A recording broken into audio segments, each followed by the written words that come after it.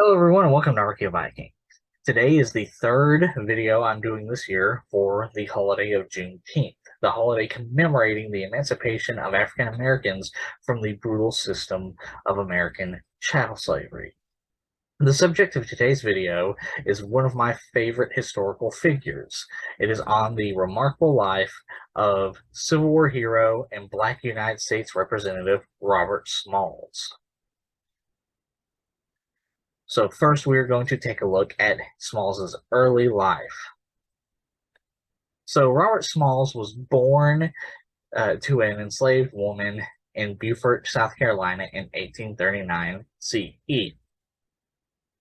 Here, he grew up, much like his mother, an enslaved African American among the Gola culture of coastal North Carolina, South Carolina, and Georgia, a culture known for its distinct and unique combination of traditional African customs with American and Christian customs of the coastal United States. They are also very well known for their distinctive art styles, which can be seen in things like their distinct and unique styles of weaving, such as this basket here, as well as their distinct forms of pottery and metalwork. Fairly early on, at age 12, Smalls would be hired out by his master to the city of Charleston, where he would work a variety of different trades, such as being a carpenter or a street cleaner or a lamp lighter, before eventually becoming a helmsman at the docks, where he would become particularly well known for his skill as a sailor. Eventually, at age 17, Robert Smalls would fall in love with Hannah Jones, an enslaved hotel maid in Charleston, whom already had two children from a previous marriage. Eventually, Robert would marry Hannah in 1856, where they would eventually have their first daughter, Lydia Smalls, though 3 years later, their first son, Robert Jr., would die at age 2, being a particularly shocking tragedy to both Robert and Hannah. It is also during this time that Smalls would begin to fear that his wife and children would be sold away from him, which was a particularly common custom among plantation owners, because one, selling away families could turn away a bigger profit, and two, it was an easy way to control your enslaved African Americans. So this was definitely in the forefront of Smalls's mind as his and Hannah's family began to grow. But eventually, all of this would change at the onset of the American Civil War, which leads us to our next section, Smalls and his experiences in the American Civil War. So most of us watching are pretty familiar with what the American Civil War was. The American Civil War was a conflict started after the secession of South Carolina and other southern states from the U.S. in response to anti-slavery sentiments in the North and in the West. And the conflict specifically started when the military of the first state that seceded from the Union, South Carolina, opened fire on the United States fort of Fort Sumter. At the onset of this conflict, Smalls would be assigned, along with his family, to steer the Confederate ship, ironclad, the CSS Planter, under the direct command of Charleston's Brigadier General Roswell S. Ripley. While on the Planter, Smalls and the crew's duties included surveying waterways, laying mines, delivering delivering dispatches to troops, and delivering supplies. This was all done before and during the uh, setup of the Union blockade of most of the major Confederate ports, including Charleston, um, being put under blockade under what is known as the Anaconda Plan, or Scott's Great Snake. The plan was created by General Winfield Scott. Upon seeing the creation of this mighty blockade around Charleston, Smalls and a small inner circle of fellow enslaved African American crew members began to plan their escape, knowing that this was probably their best chance of escape. But Smalls, not wanting to escape by himself and leave his family behind, approached his wife and told her of his and his fellow conspirators' plans. And she is stated to have said, "It is a risk, dear, but you and I and our little ones must be free. I will go, for where you die, I will die." Uh, and she said it that way because the Smalls revealed to her that not only their plan, but also that if the crew, if the conspirators are at risk of getting caught by the Confederate fleet, that they would all essentially hold hands together and jump into the sea with chains attached to themselves, killing themselves rather than going back to enslavement. But it's also important to note, while Hannah was a willing participant of this conspiracy, the other women, the other wives and daughters of the crew members, were less steadfast, and it is stated that the conspirators had to calm down their wives and daughters and such in order to prevent them from inadvertently letting the Confederate crew members, the white crew members of the ship, know of their plan. And here are some of the members of the inner circle, which of course included Robert Smalls, but also included individuals such as William Morrison, a Gridiron or a Gradine, and John Smalls, of no relation to Robert Smalls. Eventually, the conspirators would enact their plan when on May 13th, all of the white crew of the Planter went ashore on the night of May 13th, or the night before May 13th, to party and revel and essentially get drunk. And so, seeing this, Smalls and his fellow conspirators realized that this was now the best time to enact their plan. So, dressing up as the captain of the ship, Smalls and his fellow conspirators began to pilot the Planter through the Bay of Charleston, past multiple Confederate forts, including Fort Ripley, Fort Sumter, Fort Johnson, etc., etc. In fact, at one point in time, Smalls and the crew members were afraid that they were going to get caught by the sentries at Fort Sumter. However, due to the fog and the haze of the early morning of May 13th, Smalls looked from a distance like the captain of the ship. So all the sentry did, or reportedly all the sentry did, was yell to Smalls to give the Yankees hell, which Smalls rather plainly said, "Yeah, sure, whatever," and then proceeded to sail the Planter past the forts and into the U.S. Navy blockade, where he very quickly had the crew raise a white flag so that they would not be blown out of the water by the U.S. Navy. Eventually, Smalls and the Planter would be sent to the primary military base of the blockade of the Navy in charge of blockading Charleston, where he would give detailed descriptions of Charleston's defenses, such as the mines that the planter itself helped lay, to Rear Admiral Samuel Francis DuPont.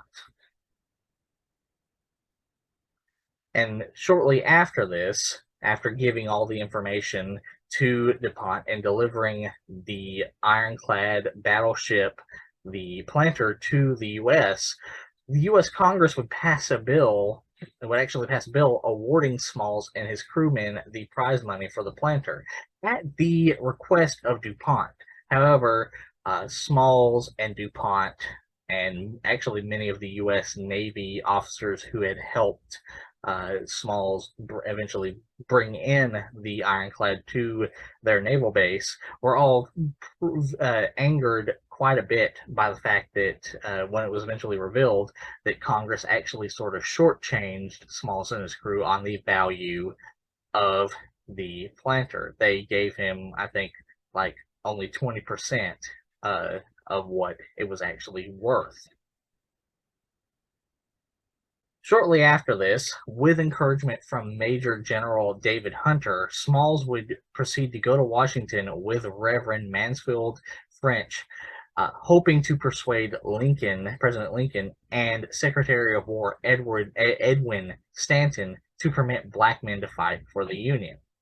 Which, for those of you who've seen my Civil War video, as well as the previous videos in the series, about Frederick Douglass, eventually did happen.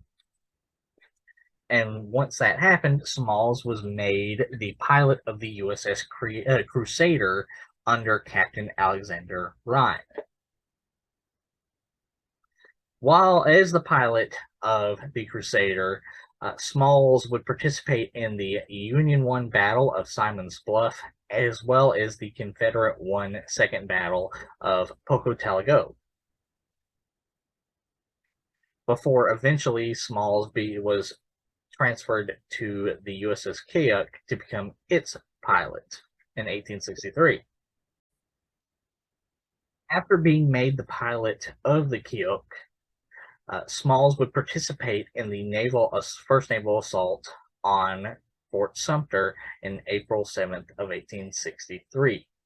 An assault that, for the most part, failed, and an assault that resulted in the sinking of the Keokuk itself. After this battle, Smalls would be made the pilot of the USS Isaac Smith, which would then participate in the Confederate Won Second Battle of Fort Wagner. But his piloting of the Isaac Smith would only last a few months before Smalls would be made the captain of the Planter, the very ship that he personally delivered to the United States fleet. As the pilot of the Planter eventually came under fire from the cannon batteries of Chancellorsville. And during this firefight, the current captain of the Planter actually abandoned it, hid in his office. So Smalls took command of the ship and quickly piloted the ship through the firefight and piloted it to safety. And as a result of his bravery and his taking control of a very dangerous and potentially disastrous situation while the ship's own captain hid away in his office, Smalls was then made the captain of the Planter instead of the ship's original captain. It is also during this time that Smalls would purchase his former master's house in Charleston, as his master had fled Charleston, and eventually Charleston would be retaken, and this resulted in Union authorities seizing his master's home for refusal to pay taxes. So Smalls and his family would purchase the house, and eventually, after the war, would actually defeat their former master in a legal battle, as their former master wanted the house back, but he lost the battle, and the Smalls family would retain the house in perpetuity, which set precedent for similar cases in the future. After being made the captain of the Planter, and after the nearly disastrous firefight at Chancellorsville, Smalls would take the Planter to Philadelphia to have it refurbished and repaired and have the munitions resupplied. But while there, Smalls would experience intense racism in Philadelphia, as Philadelphia was known even among abolitionists in the North as being equally as racist to Black Americans as the American South was. And one example of the type of treatment that Smalls faced while in Philadelphia was Smalls being forcibly ejected from a streetcar for not giving up his seat to a white passenger, which in itself resulted in a years-long struggle to change, political struggle and protesting to change this policy in Philadelphia. But that was largely something done independent of Robert Smalls. After resupplying and refurbishing the Planter, Smalls would be given the order to move the Planter to Savannah, Georgia, to support Sherman's campaign to the sea, which would be the Planter's last major military engagement in the Civil War. And of course, eventually the Civil War would end. And after the end of the Civil War, Smalls and the crew would be discharged, but would be allowed to keep the Planter, where they would then conduct various humanitarian missions of taking food and supplies to freedmen who had lost their homes, to free Black Americans who lost their homes and livelihoods during the war. It is during one of these humanitarian missions that Smalls would actually face his his last naval battle overall. Remember, I said the Planter's involvement in Savannah was its last major naval military engagement of the Civil War. This was its last ship-to-ship battle overall. And what happened is Smalls, and as he was piloting the Planter, as he and his crew were piloting the Planter up a river through South Carolina, Smalls noticed a ship coming towards the Planter. And so he began to turn his ship to get out of the way, but suddenly noticed that the enemy ship was coming towards him with the intent of pushing the Planter into shallows to damage and essentially push the ship onto dry land. So rather than letting the ship ram him, Smalls turned the Planter around and proceeded to ram the enemy ship and push it further up the river, eventually pushing that ship itself onto land, which was a particularly courageous act to do, because it could have easily gone badly for Smalls and the Planter, and really shows the sort of split-second thinking that Smalls had in naval combat. But this leads us to the next section of the video, Smalls and his life after the Civil War, during both Reconstruction and after. So immediately after the end of the Civil War and after the end of his and the Planter's humanitarian missions, Smalls would go into business with a fellow free Black American by the name of Richard Gleaves, where they would proceed to invest in many Reconstruction-based enterprises, such as the Enterprise Railroad, an 18-mile horse-drawn railway, like the one you see here. Smalls, though, is particularly well known for his service in 5 different terms as a member of Congress from in between 1868 to 1887 CE. During his tenure as a congressman, Smalls would do things such as opposing the transfer of troops out of South Carolina, out of the South overall, um, fearing the effect of such a move on the safety of blacks in the South. Smalls, to combat this, would introduce an amendment that said, hereafter, in the enlistment of men in the Army, no distinction whatsoever shall be made on account of race or color. However, it should be noted that this amendment was not eventually considered by Congress.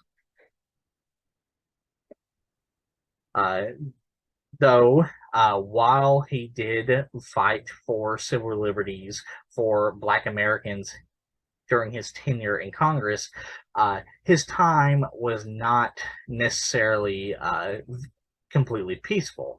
In fact, after the Compromise of 1877 that led to the end of Reconstruction, Smalls was charged and convicted of taking a bribe, supposedly taking a bribe 5 years earlier in connection with the award of printing contract.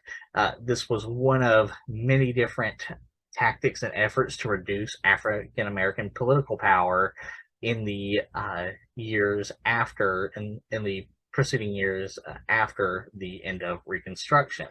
Though Smalls was eventually pardoned as part of an agreement by which charges were also dropped against Democrats who were also accused of election fraud.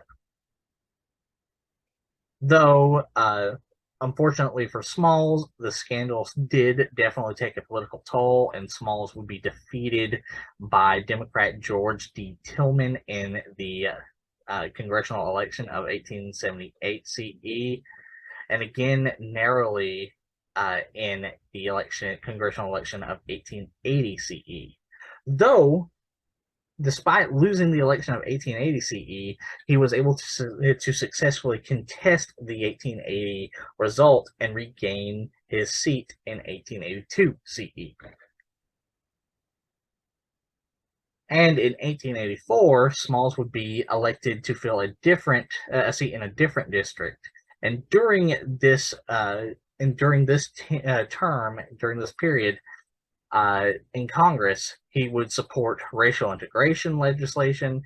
He supported the pension for the widow of his former Major General and friend David Hunter, as well as he advised Carolina blacks to refrain from emerging to the North and Midwest or from immigrating to Liberia, because Smalls, much like Frederick Douglass, for those of you who watched the Frederick Douglass video, was against the idea of immigrating back to Africa, because many black abolitionists viewed this as admitting that black Americans could not live as equals to white Americans in the U.S. And while Smalls' career as a congressman would end in 1887 CE, he would go on to be the leading black candidate in the South Carolina Constitutional Convention of 1895 CE.